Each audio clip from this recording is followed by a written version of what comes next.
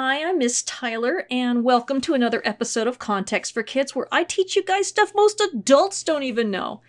If this is your first time hearing, or if you've missed anything, you can find all the episodes archived at contextforkids.podbean.com, which has them downloadable, or at contextforkids.com, where I have transcripts for readers, or on my Context for Kids YouTube channel. Have you ever heard the word commitment? It's a very important word, and especially to Christians. When we commit to something, we are promising to not only pay attention to whatever it is, but also to work at it.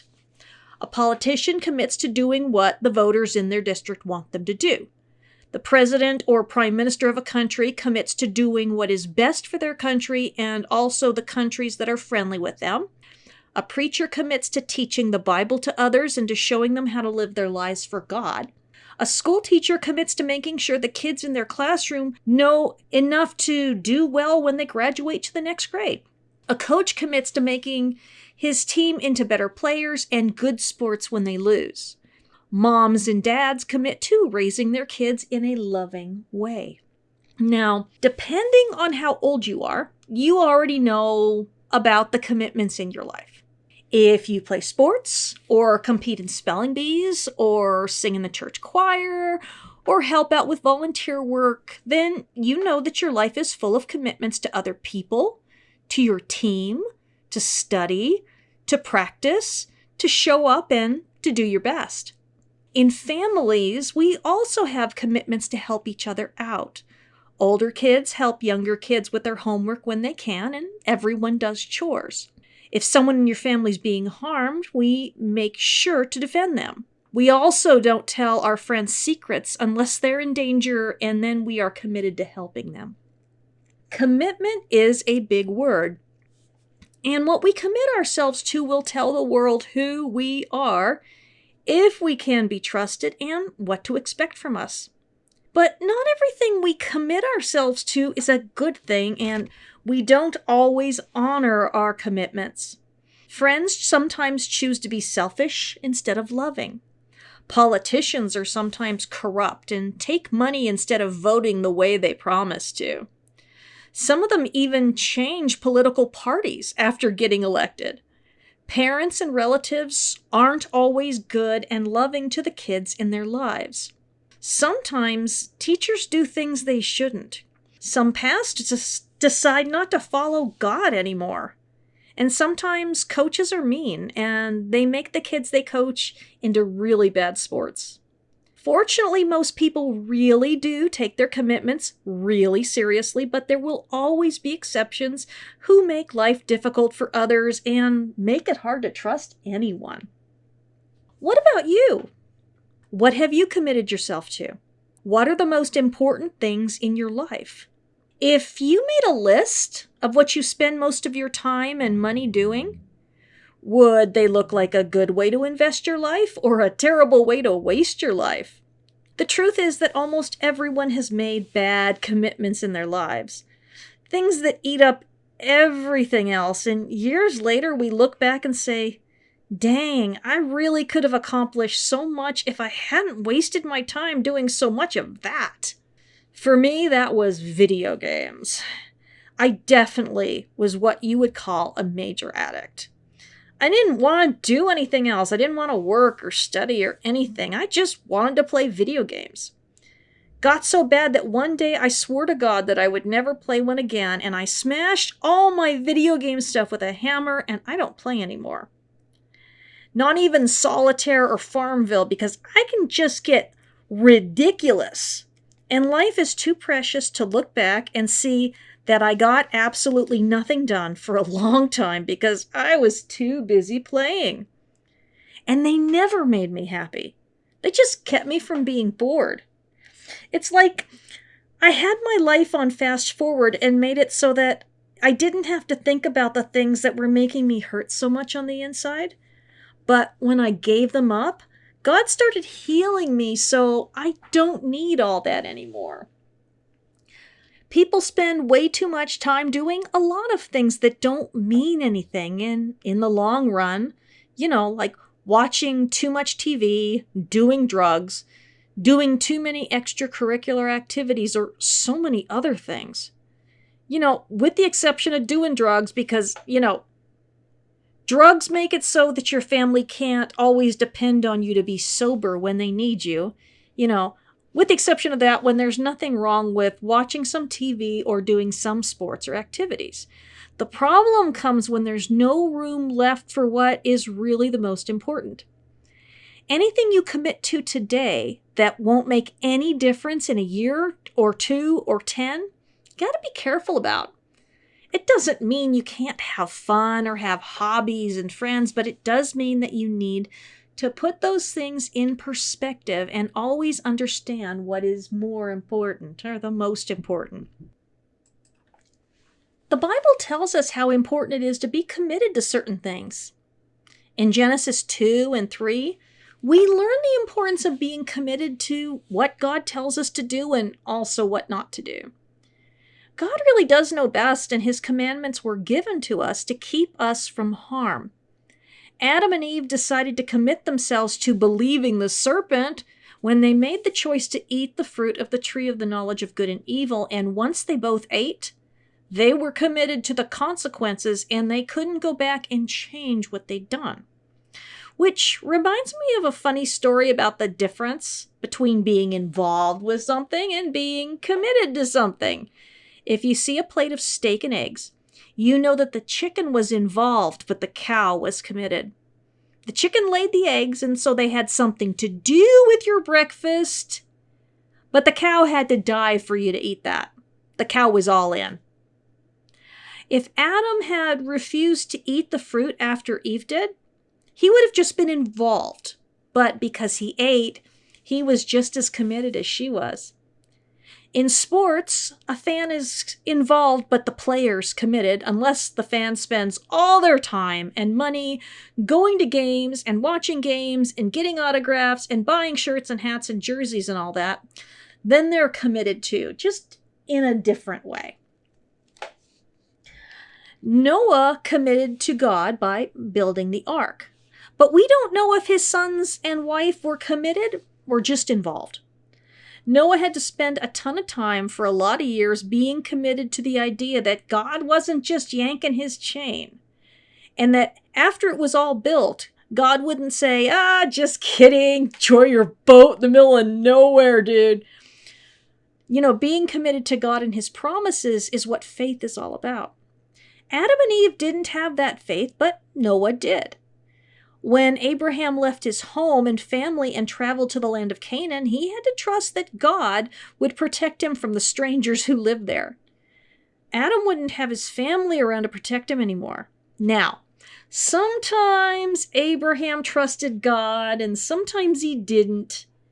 He trusted God enough to make the trip, but he didn't trust God enough to not lie about his wife, which got her kidnapped into harems not once but twice. But then Abraham did trust God enough to believe that God would keep his promises about Isaac, even though he asked Abraham to sacrifice him. Learning to be committed to God isn't something we always get right or something we can do on day one of knowing him. We learn to be more and more committed, so don't be hard on yourself if you are still suspicious and don't know what to think about God. It's okay. He's patient and loving. Because Abraham was so committed to God in so many ways, even though he messed up and wasn't always the best example, God promised to always be faithful to Abraham's descendants and was very patient in trying to teach them to trust him and to be as committed to him as Abraham was. In fact, when we look at the Bible, we see God talking about commitment in terms of covenant, love, family, and especially in clinging or cleaving to him in faith. That means holding on to him as tight as we can. Have you ever seen a baby koala clinging to its mom? Or maybe a baby gorilla, or baby sea otters, or baby scorpions on their mother's back, aside from being the most adorable thing on earth, except for the scorpion one. I've seen that. That's also what God wants from us. God wants commitment from us because he is committed to us. Sometimes when people read the Bible, they look at the times that bad things happened to the Israelites as a consequence for the terrible things they were doing to God, and they believe that God is quick to get angry and that he loves to hurt people to get even with them. But when we read the Bible in context, he waits decades, and a decade is 10 years, or even hundreds of years before he allowed their enemies to conquer them. And he only allowed that so that they'll remember how wonderful he was to them and how much easier life was when they were clinging to him and trusting him. In fact, God is so patient in the Bible that sometimes it really makes me irritated. But then, he wasn't just patient with them when they were being gooberheads. He's also patient with me when I'm being a gooberhead too. And whenever his people would realize they were wrong and would cry out to God, all was forgiven, just like that. When we are totally committed to God, it means that we keep his commandments and believe his promises. But more than that, it means that we love one another from the depths of our hearts and don't do any evil things to other people. Being committed to God means becoming Sermon of the Mount sorts of people. Not all at once, but little by little.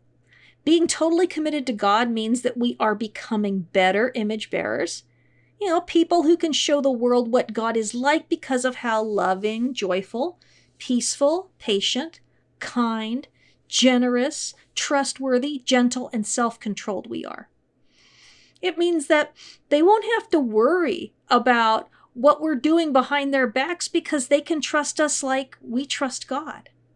Being committed to God is hard for a few reasons, though. One, we can't see him, and that makes it hard for us to put him in front of all the things that we can see. Two, it's hard for us to really believe that there is more to life than just what we have now. And we might feel as though we need to do as much as possible to make ourselves happy.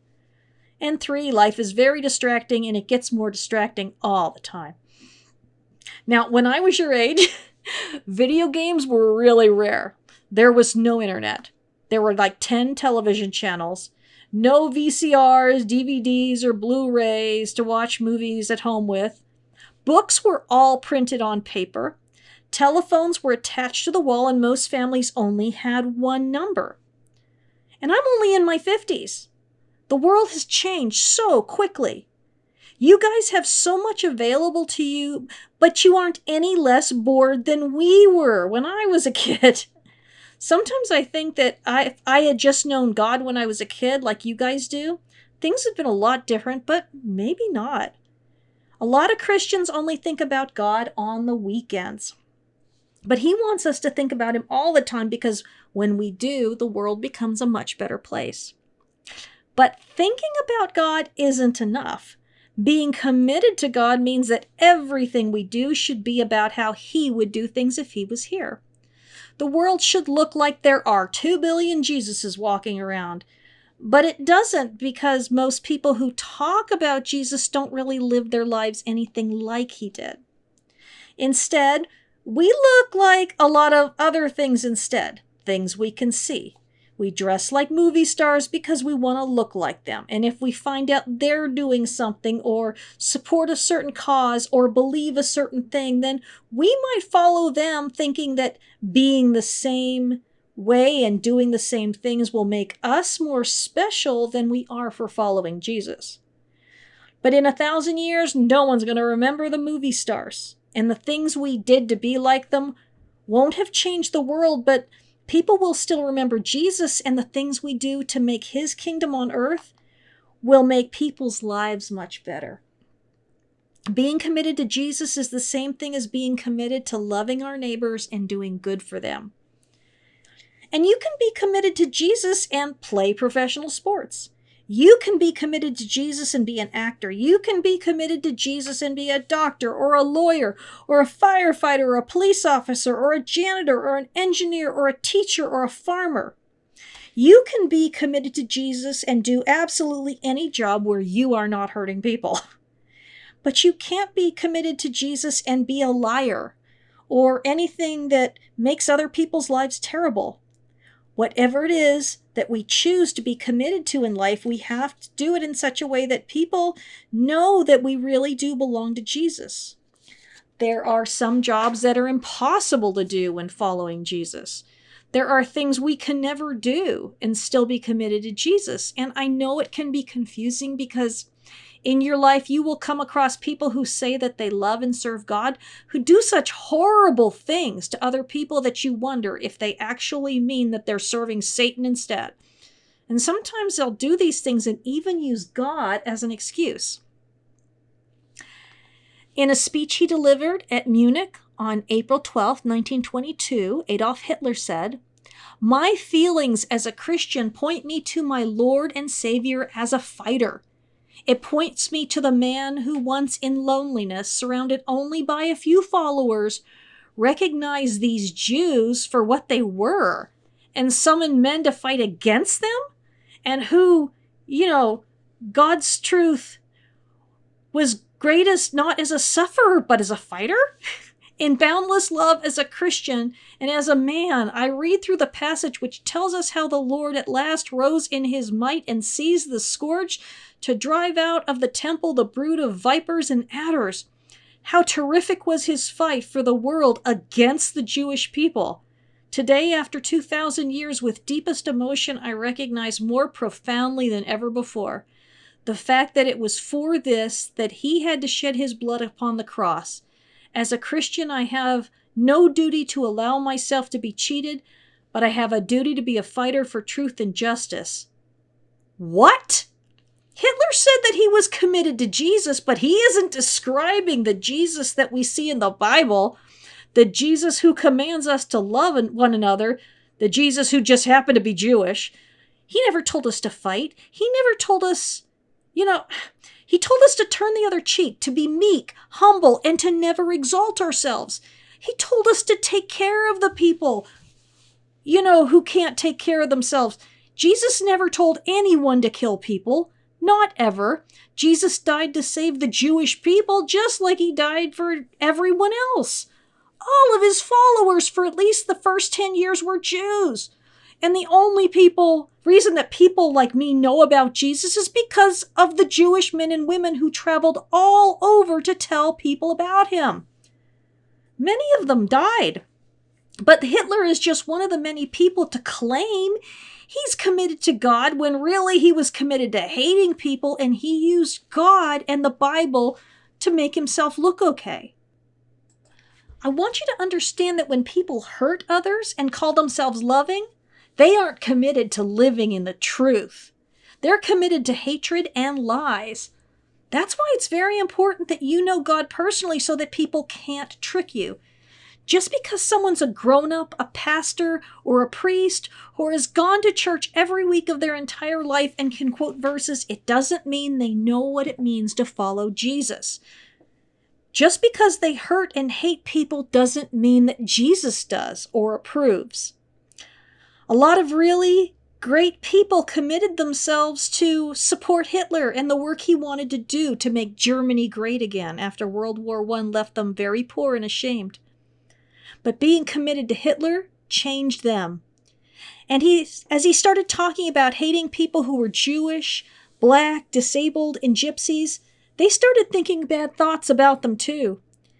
And when those innocent people were arrested, a lot of Hitler's supporters who had once been good and even went to church, they acted like it was perfectly all right to do that to people. We can't listen to and support anyone who is cruel and hateful and mean without becoming those things too. Those kind of words change us into people who will do terrible things. And even when we do terrible things, we still think of ourselves as the same good people that maybe we once were, before all the hate and lies turned us away from God's path of loving Him and our neighbors. If we want to be loving people, then we have to be around loving people and act like them and not like the people who only claim to be loving while doing evil things to others. Of course, terrible things like that didn't just happen in Germany, but also in America, Britain, France, Belgium, and many other places.